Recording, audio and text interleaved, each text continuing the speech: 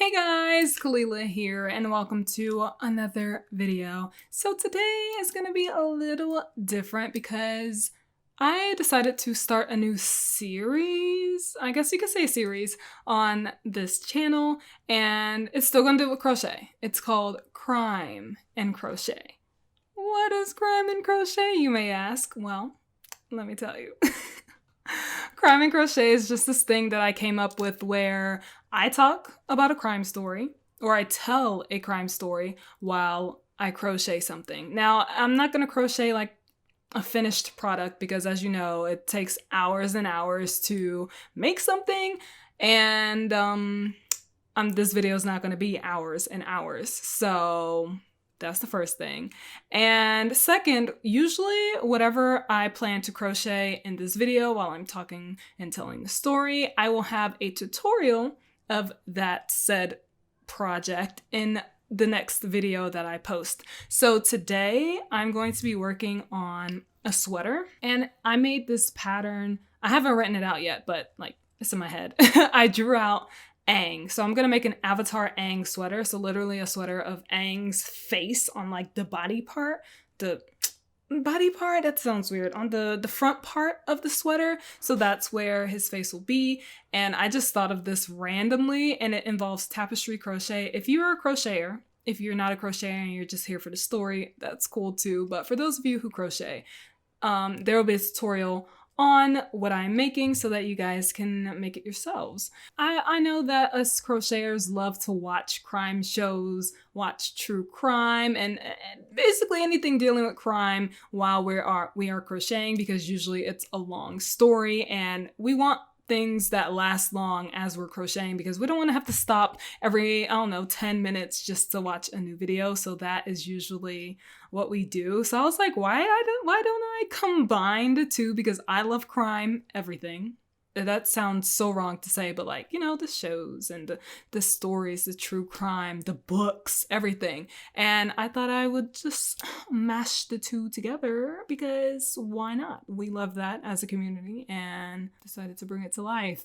There are a few trigger warnings in this story before I get started. So there's a light mention of rape. It's brought up, but the action didn't actually occur.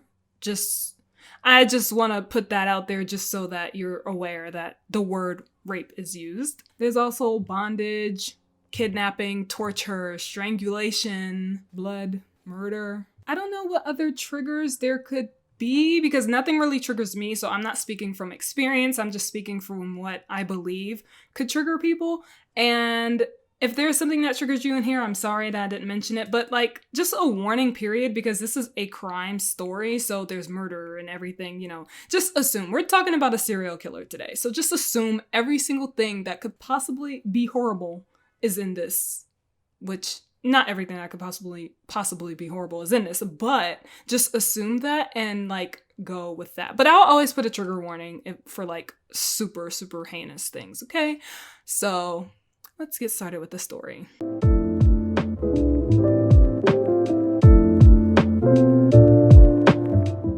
So this story begins in Seattle, Washington in 2005, so a long time ago. What's that, 16 years ago now? And there's this woman named Heather. She is at work, sitting, doing her job, and she begins to look at some nice secondhand vintage vehicles.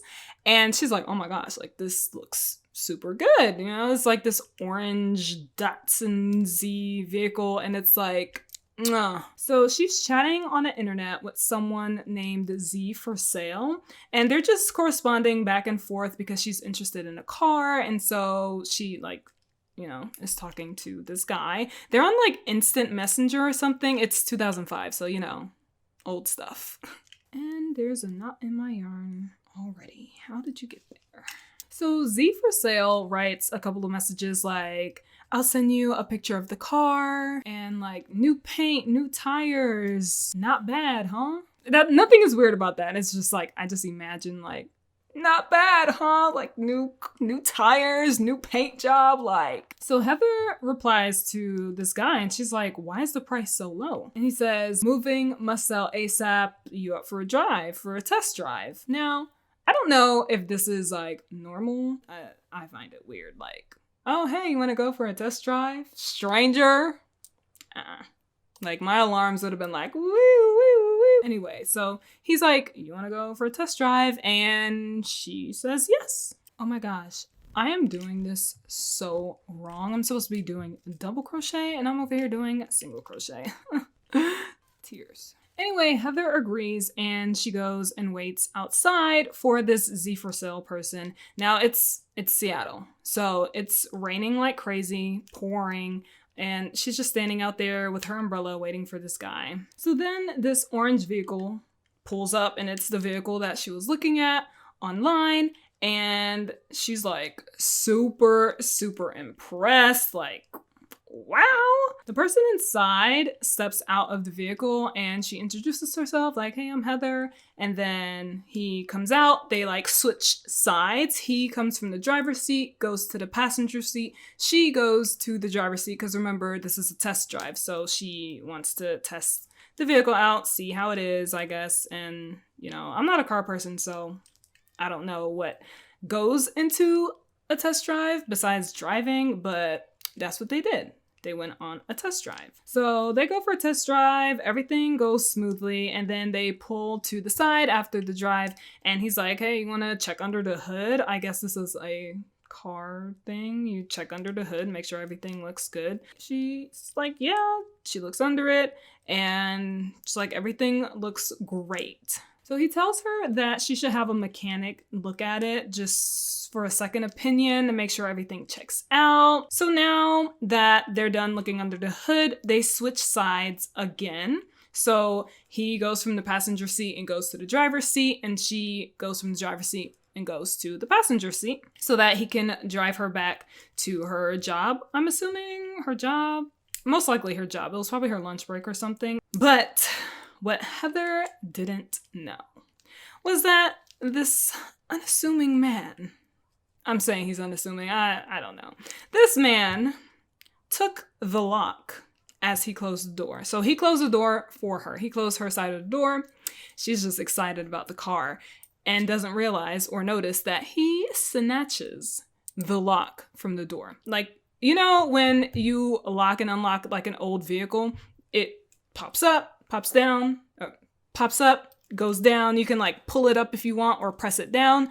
That's what he took. So now there's just a gaping hole where that lock used to be. So there's no way for her to unlock the door or open the door in case of an emergency. Totally unaware of this, you know, he gets in the driver's seat, drives off. Everything is cool. So they're in a car driving. Heather is telling him, oh yeah, you know, this is where you can drop me off. He misses the turn, and she's not thinking anything. She's just like, oh shoot, you know, like, hey, that was my spot, you know. He's like totally ignoring her, but it seems she didn't like think that was weird at first because she probably just thought like, hey, he just missed the turn, you know. Nothing has been weird about him to this point, so I don't think she would just think anything bad immediately. Anyway, so Heather's like, okay, you know, you could just make a U-turn here and then we can go and catch the exit, catch wherever she needed to go, no problem. So at this point, she's starting to realize that something ain't right. You know, she's probably freaking out in her head, but she's keeping calm on the outside so that, I don't know, panicking doesn't really help situations. So she was kind of smart to not panic at that point. But, you know, she was definitely panicking inside. He's not even looking at her. He's just driving, hood on, ignoring her. And bro, I would be freaking out. I would be going crazy. And so like, she's just trying to be as calm as possible. But at this point, she was starting to freak out a little bit more. She's like, stop the car. Pull over now. She's trying to be as firm as possible, probably to like intimidate him into pulling over and like dropping her off somewhere. But this dude didn't say anything. Not one word, didn't even glance at her. Like, it's like she's not even there. So now she's like at the point where it's like, I need to escape. So she tries to unlock the door and remember, he took the lock. So there was nothing for her to grab onto, nothing for her to unlock. She tries to go to, I don't know if she tried to reach for her phone. I don't know if her phone was with her or if she tried to reach for the door handle or anything. But then the man finally like wakes up or whatever, pays attention to her, and he punches her in the face, knocking her out. And just like that, Heather was snatched. Now, at this time, Heather was the 4th woman from Seattle to go missing during the course of 4 months. So the local police are baffled because like they have these 3 unsolved murders before Heather. So Heather is now a missing person. They have 3 unsolved murders and no physical evidence, like no suspects, I guess. And so they're like, okay, we need to call the FBI because they're like, maybe we can get these FBI profilers. They call it profilers. So not just like the FBI, they call FBI profilers because they're like, maybe we can get them to work up a profile so that we could, you know, try to use it and figure out who this killer could be. Of course, the media caught wind of the story, as they always do. There's always someone leaking something. Like, are you guys getting paid that much to leak something? That's what I want to know. Because it seems like, oh my gosh, barely anyone knew. You know, just like in all things, no one really knew. And then boom, it's leaked. Like, y'all have people around you that you cannot trust at all. The media gets wind of it, and they decide to name this killer the Seattle Strangler. We'll get into why later. The man keeps his victims for a total of 7 days, and he uses like this handlebar or crowbar as like a crank so that he could control the rate of suffocation to his victims because he enjoys it. So he enjoys watching his victims suffer. And he uses a belt. So he uses a belt and he uses this handlebar crank thing to like, you know, control the amount of twists he puts into it, to control the amount of air that his victims are getting. And then after 7 days, he kills them and disposes of their bodies like trash. So these FBI profilers are called in because, you know, now they have this woman, Heather, who has been snatched, and they have no physical evidence, no tangible leads, nothing at all. And as the FBI investigate, they find out that the new victim's name is Heather Woodland. She's 23 years old. And when she got the email for the car, because she was looking at the car, when she got the email, turns out the killer installed a time-delayed virus in it. So when she downloaded it, it like, I guess, wiped her hard drive. The FBI discovered that he left a note after she downloaded the virus, you know, and it was time-delayed. So it went off whenever, I guess, he wanted it to go off, a virus going off, whenever he wanted the virus to attack the computer. And the note said, "For heaven's sake, catch me before I kill more. I cannot control myself." And the note just kept repeating and repeating and repeating, and that's all it was saying over and over and over again. Now, this quote was not original. It was from a serial killer named William Hirons, and he was a serial killer from 1945. And he had written that note on a wall, and that's what this current Seattle Strangler had written on Heather's computer. Now, as I said before, this Seattle Strangler does not keep his victims longer than 7 days. And at this point, by the time the FBI profilers were called, Heather had been missing for like 6 days.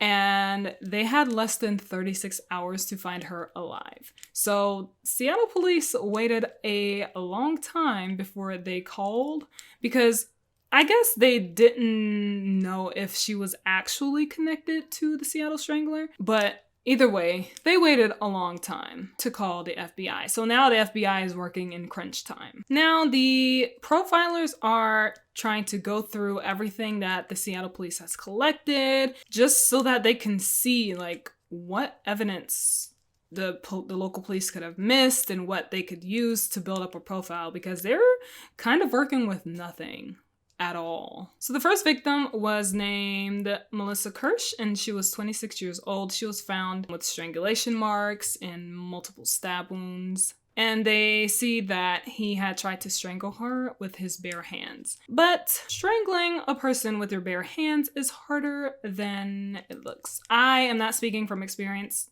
I'm speaking from research, okay? After he realized that with the first victim, he stabbed her to death, so that's how she died, but she still had the strangulation marks because he really did try to strangle her. For his second kill, he decided to use a belt to strangle his victim instead, since he realized that strangling someone with your bare hands is a no-go, unless you're like super strong. And he realized that, you know, he can't just keep stabbing people because that means blood, and blood means evidence and a lot of cleanup, and that's just too risky. So he decided to go with the belt and the little crank.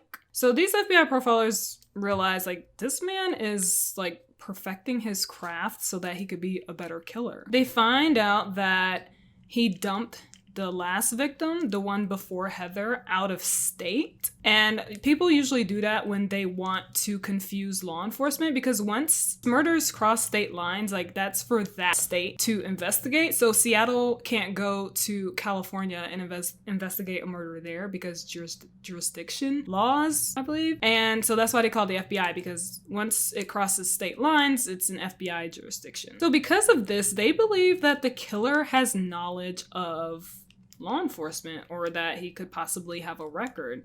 And another profiler is like, or he could have just watched TV, because hello, there are crime shows. We could find out like what law enforcement do based on the shows we watch, even though things are exaggerated, but you know, it's still possible. So they're still trying to work up a good profile. So they're just going like, you know, hey, he could be a criminal already prior to being a killer. Now, to collect like more evidence and more information, the FBI agents go to the last site of the last murder before Heather. The victim's name was Ann Cushing. She was 22 years old. And it's the place is like under a bridge with like trash, and it's just dirty. Like, he literally dumped the body out there like it was trash. But they notice that a few things were weird. So they noticed that Ann's nails were clipped, just like the other victims. So the previous victims, all of their nails were clipped. So they determined that this killer, the Seattle Strangler, wants his victims to fight him, like fight back, but not enough to hurt them. That's weird. The killer also left the belt that he used to strangle her around her neck. So because of this, one of the profilers believe that the killer is in his early 20s. And the other agent is like, why do you think that? And he's like, youthful arrogance.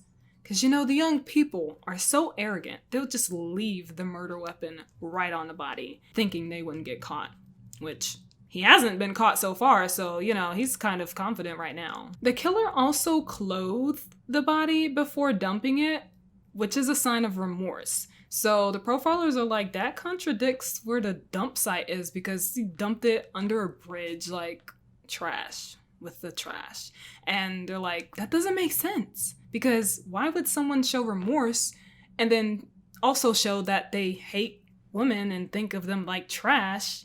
Like, that doesn't add up. Who takes the time to clothe the body if you're just gonna dump it? You know, I mean, you probably don't know. I don't know. Like, that, who knows? That's only the Seattle Strangler knows why he did that. Some other profilers, they're like a group of them. So while some profilers are at the dump site, other profilers go to Heather's place to talk to her brother, because her brother usually takes care of her dog while she's away. So as they're talking to the brother, they find a magazine with a Datsun Z on the cover of it, and they're like, does she own this car? This kind of car? And the brother's like, no, but she was looking, like, she's on the market looking for a vehicle like that. And so the profilers are looking at each other like, what if this is how Heather was lured? You know, she could easily want to test drive a vehicle, and then he could snatch her just like that, which is exactly what happened. So, you know, they're on the right track. So I'm guessing this was like a normal thing back then, because the fact that they came to that conclusion, like, does everyone just agree to go on a test drive with a stranger for a vehicle that they want? Like, I don't know. Do people still do that now in 2021? That is just weird to me. So the profilers who were at the bridge and the profilers who were at Heather's place, they all come back together at the station and are just, telling each other the evidence that they found, information that they had, and they're just trying to build up a working profile on this Seattle Strangler. So they have that, like, this man has a paranoid psychosis, but the autopsy shows that he covers his victims' eyes with layers and layers of duct tape. They just think that is so weird because the Seattle Strangler knows that he wants to kill his victims, right? So why in the world would he cover their eyes if he's just going to kill them anyway? It wouldn't matter if they saw him. Like, I don't know, maybe he put it over their eyes just in case they try to escape or something, but that's just weird to them. They think that is super weird. I think that's weird too, because usually with everything that I watch and read, killers who know they're gonna kill their victims do not care to cover their eyes. So he doesn't want them looking at him, the Seattle Strangler. Doesn't want his victims looking at him because it's obvious from the duct tape around their eyes or duct tape residue that the autopsy found. But he still dumps his victims like trash in trashy areas and leaves a murder weapon on them. So he's not even trying to like hide how they died. It's just like, hey, I strangled them. Here you go. Oh, and here's what I strangled them with. The profilers are just confused because they're like, this is not the MO of someone who is paranoid or someone who doesn't want anyone looking at them or searching for them. Like, this is just not the personality of someone like that. So we have paranoid psychosis for someone who is not paranoid. One profiler suggests that he might be schizophrenic, and another thinks they just don't have enough information for a complete profile. Which makes sense because, like, at this point, they have like no evidence pointed at one person, and the profile is just all over the place because this killer just doesn't seem to follow one kind of personality or MO, and it's just like, what the heck? Another profiler thinks they have enough like information to at least narrow down their suspect list, because at this point they did have suspects, but no one to like pin it on.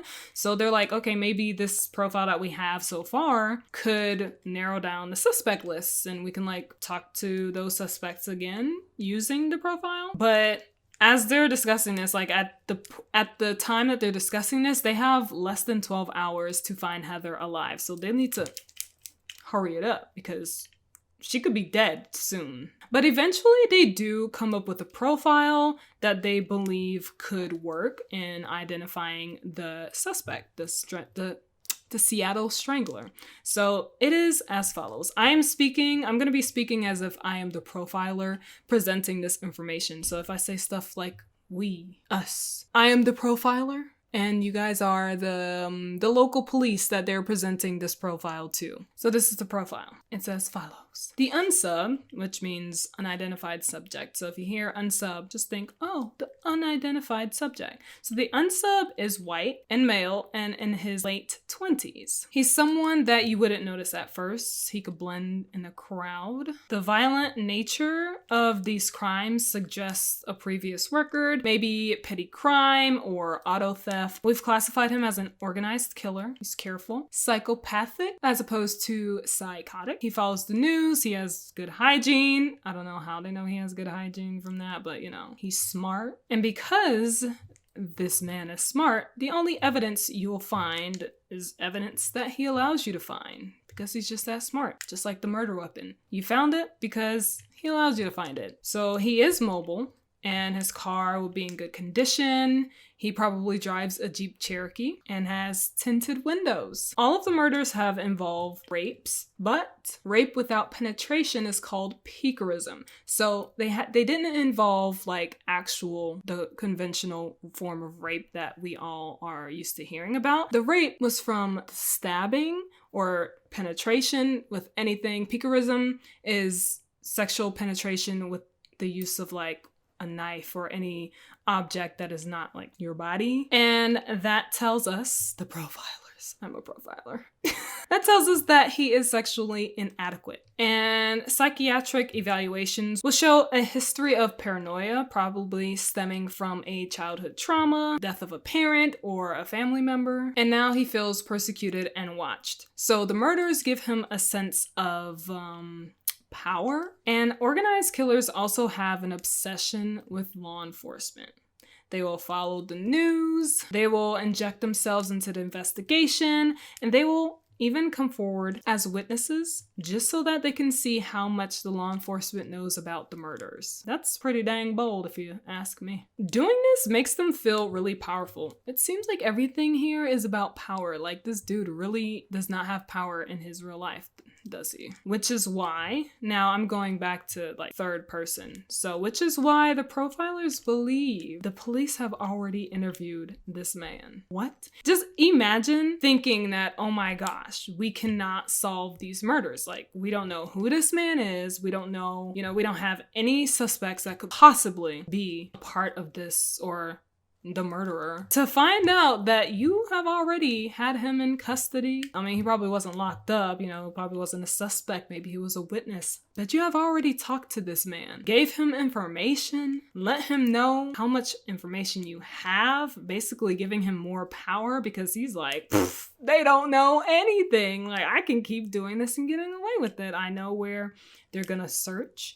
I know who they're gonna talk to, possibly. That is insane. That kind of make me mad if I was one of the officers. So based on this profile that the FBI profilers gave the Seattle police, they go through their list of subjects. They go through their list of suspects and they find one man that they believe is, he fits the profile the closest. He matches the profile. So they find a place that he's staying at and they send one of their agents to pretend to be afraid to go to their home. So it's like nighttime and they send a female agent. They're like camped in a house already, like setting up shop and everything. They send her and this old lady opens the door and the agent is like, hey, I'm kind of scared because my door is unlocked and I remember I locked it and I just want someone to come with me just in case someone's in there.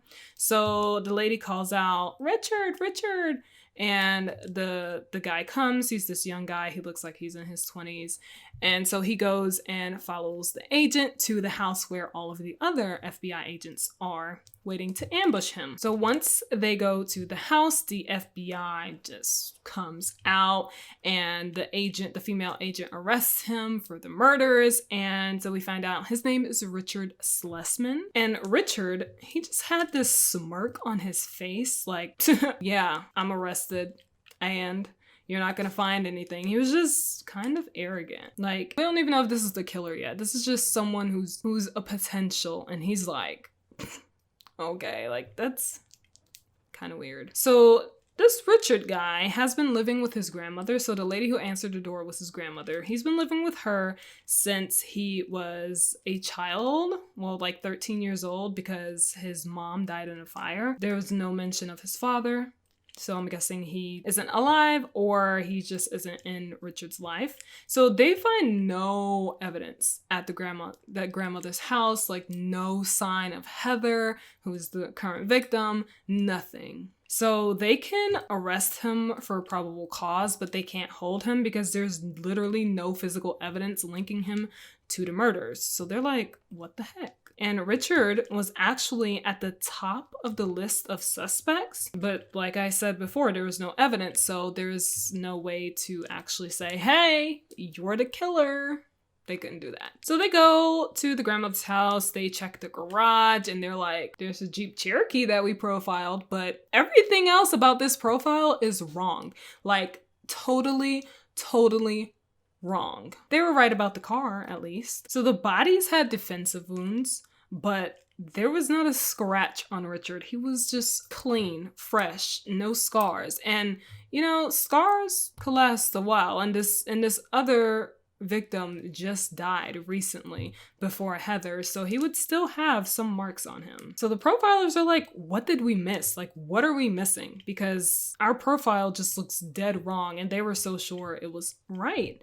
And so they check Richard's room and they're like looking around like this is not a man's room. Like this is a boy's room. So this dude is not the power, assertive, dominant man that we profiled. He's just this little wimpy kid, basically. I mean, he is in his 20s though. Like he's not a kid, but he's just not who they thought they were getting. So then the local police are upstairs looking through stuff and they're in Richard's room as well. And they are on his computer, just like trying to get in. They find a password written on a piece of paper and they're like, hey, let's try to enter this password that was just sitting openly in public and see if it works. So they attempt to get into the computer using the password before the FBI profiler, who is also in there, can stop them, and the computer just shuts off. And the policeman is like, it's not turning back on. The profiler is like, well, it's not, because, you know, we just activated something.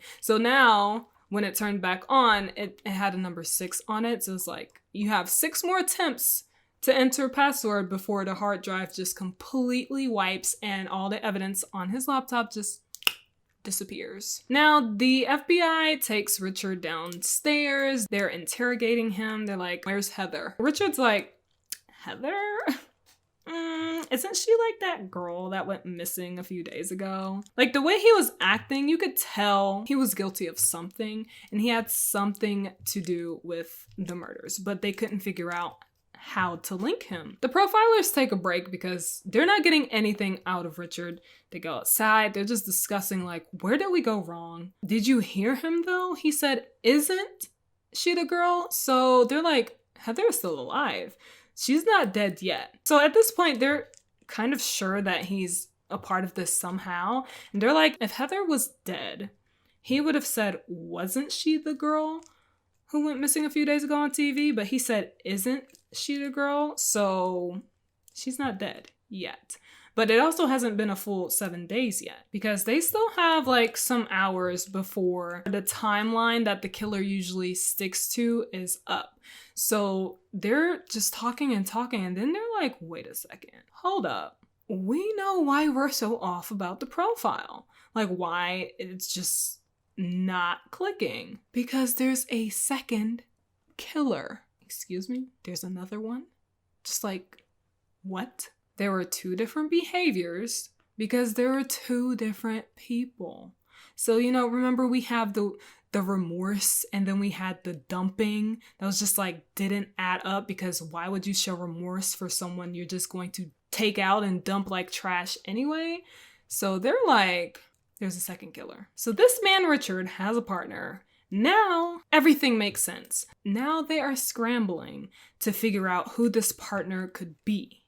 Because, you know, they only have a few hours left. They can't just sit around and ask him because obviously he's not going to tell them anything. So they determine that Richard and his partner are not equals at all. Richard is smart, but he is a submissive person. So they assume that the second partner is the dominant person in the relationship or in their partnership. So he's the dominant one, but they're like, he's probably not as smart as Richard. And he was probably protective of Richard and made Richard feel like he owed him because of that. And they're like, how do we find this man? So the FBI agents are like, going through the suspect list will take way too long because they only have like 2 hours probably at this point.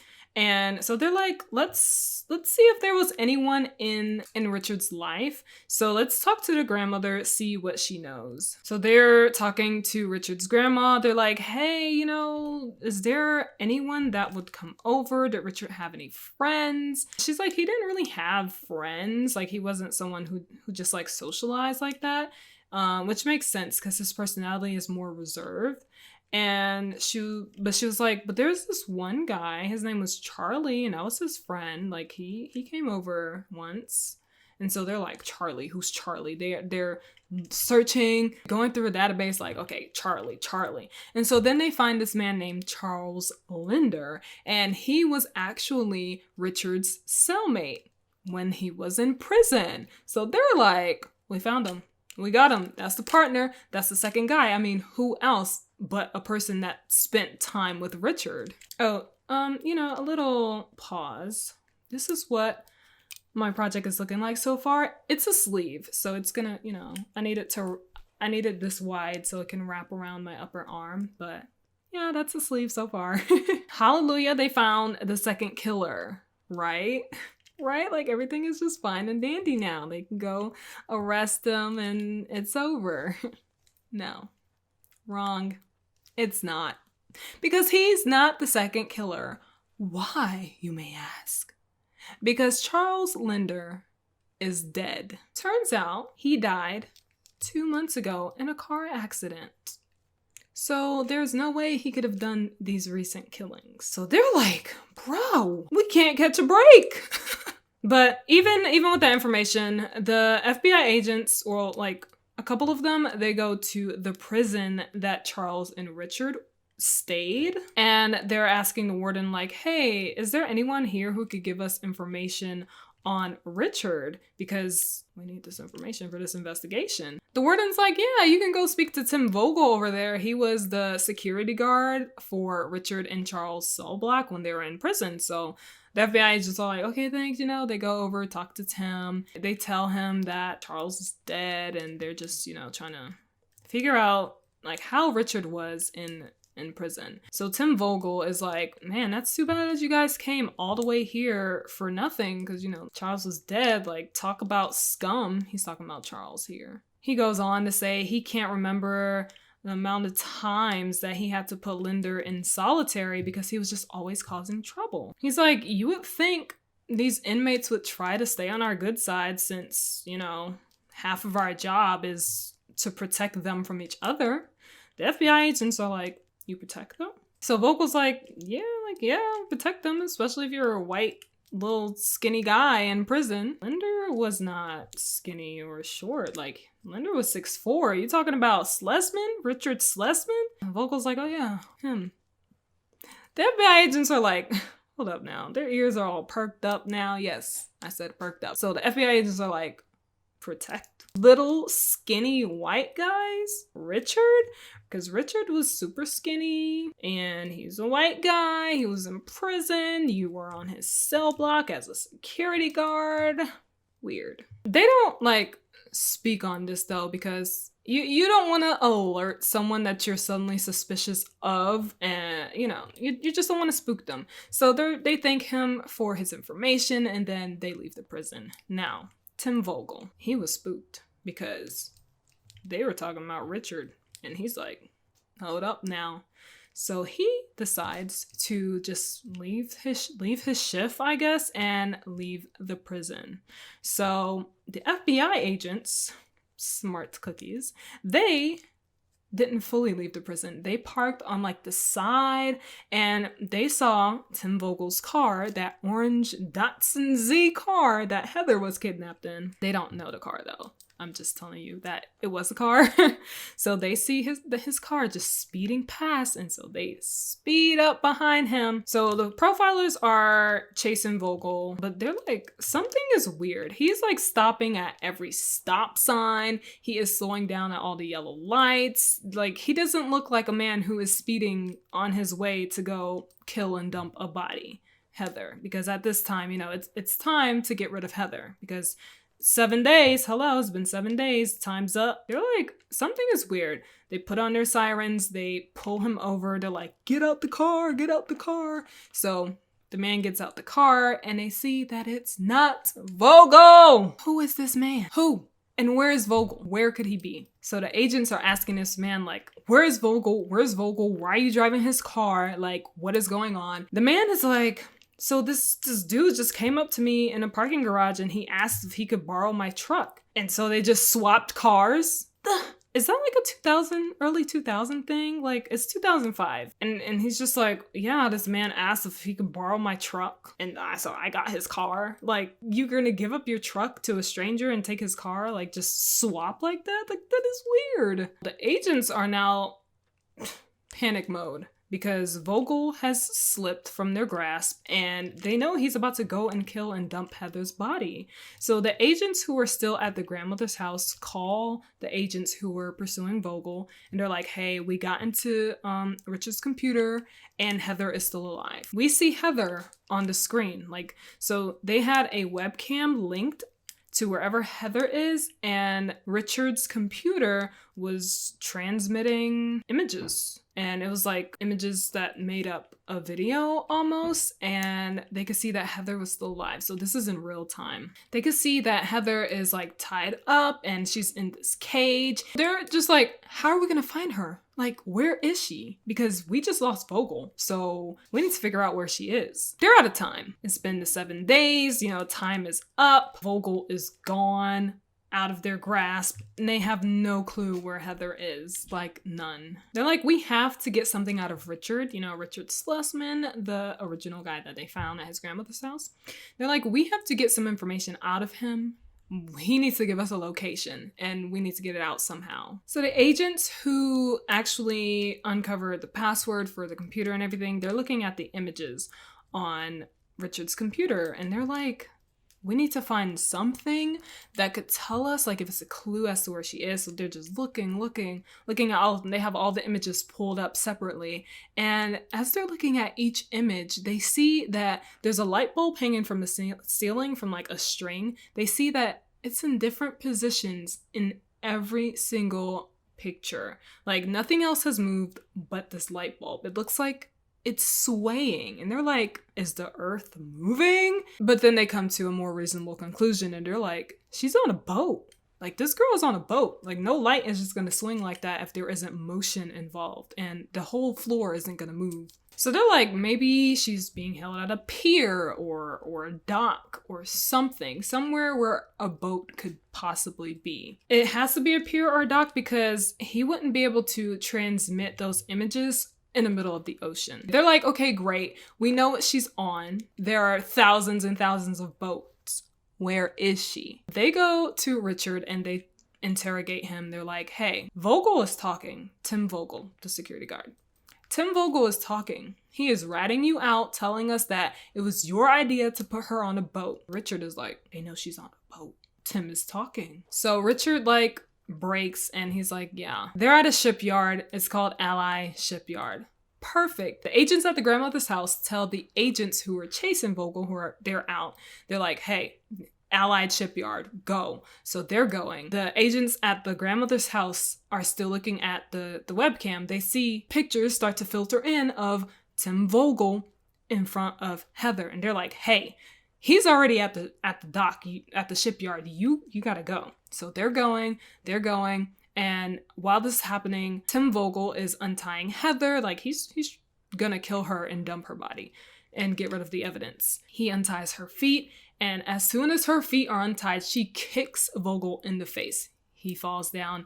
She runs. She still has duct tape over her eyes. She's trying to take it off. She's running, trying to find an exit. And like, just as she's finding an exit, Tim, I guess he gets up. He's chasing after her, tackles her down, like yanks her up, and he's holding a gun to her head. This is a lot. At this point, the FBI agents had made it in time. And so one of the FBI agents is holding his gun to Vogel. He's like, stop. Vogel's like screaming and yelling like, I'm gonna shoot her. Heather is just screaming, going crazy, because she's like, bro, I'm about to die. She doesn't realize that the FBI is here, and she's just going crazy, okay? So this agent is telling Vogel, like, hey, shoot me. If you shoot her, you have nothing, because you're gonna shoot her and then die, because I'm gonna shoot you. And Vogel's like still yelling like, stay back. And the agent's like, shoot me. It's craziness going on. Now, remember earlier I talked about piquerism, how it's a form of like rape, but not with, you know, it's rape with the penetration of like a knife. That's what they call a form of rape because he's sexually inadequate, so he can't like physically rape them. Remember, he has that. He's sexually inadequate. The agent, the profiler, the FBI guy decides to use this information to his advantage. He starts taunting the mess out of Vogel, Tim Vogel, the security guard man who's holding a gun to Heather's head. He starts taunting him. He like moves his gun away. He stops pointing his gun at him. He's like, shoot me. Like, hello. Tim's like, you think I'm dumb? You think I'm dumb? He's like, yeah, I think you're a moron. Like, you can't get it up. Not even Viagra's working for you. Golly, you didn't have to. I mean, he's a killer, so, you know, go as hard as you can. Like, gosh. That profile was right about him on that part, because, like, Tim just starts getting mad. So the agent keeps going. He's like, what did the girls call you in high school? What did they call you when you fumbled your way into a girl's pant and she got a good look at just what little you had to offer? So Vogel's like, shut up, you know, because he's getting mad at this agent. You know, he was like, what did they call you? He's like, short stack, very little Vogel. Oh no, I got it. Tiny Tim. Tiny Tim is what pushed Tim Vogel over the edge, and he like shoves Heather away, and he's like, pow, and just like shoots the agent. But at the same time, Tim didn't know that the agent's partner had already crept up behind him and was just aiming her gun at him. So the moment that he pushed Heather out the way to shoot the agent that was taunting him, she just pow, fired right into Vogel, and Vogel collapsed and died. So the agent was fine. He was wearing a bulletproof vest, so he probably just felt like a little bruise. I mean, he felt pain, but he probably just had a little bruise, and he was fine. Heather was fine, and she's taken to the hospital. I'm guessing Richard was taken, and he's probably gonna go to prison for the rest of his life. Yeah, no one's gonna cry over that, I'm sure. And you guys won't have to worry about the Seattle Strangler coming at you, because first of all, he's dead.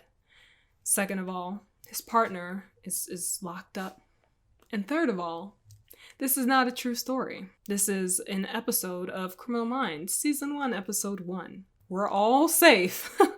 But no, seriously, a lot of these shows are based off of real crimes, so watch out, because there are people like that out there, people who are sick. Obviously, you know, there are a lot of famous serial killers out there. So, you know, just be careful. And that is it for this story. This is how far I got with my project. And it is now getting dark, because it starts to get dark at like 4:30 now. I mean, it's not dark, but anyway. Thank you guys so much for watching. I know this was like, what the heck? That was the end of the story. Yeah, that was the end of the story, because that was the end of the episode. Like, they didn't tell us if Richard got arrested, if Vogel really died. I assume he died because he was shot in like places where he couldn't survive, and I doubt they will allow him to survive. They'll just let the man bleed out, you know, they don't care. Yeah, that's how it ended, and that is the end of my crime and crochet. Let me know what you guys thought, and if you didn't read the description or the tags, did you think it was a true story and it was just like this crazy story? If you love Criminal Minds, did you recognize the story? I wouldn't have recognized the story, because honestly, do we even pay attention to the crimes in the show unless it deals directly with the agents? No. If you crochet and you want to see the outcome of this sweater, just watch the next video that I post. It will be a tutorial on this sweater, so you can make it yourself too, because I'll have a written pattern for it. And yeah, follow me on Instagram and Twitter. It's all at Kopy Callie with 2 eyes.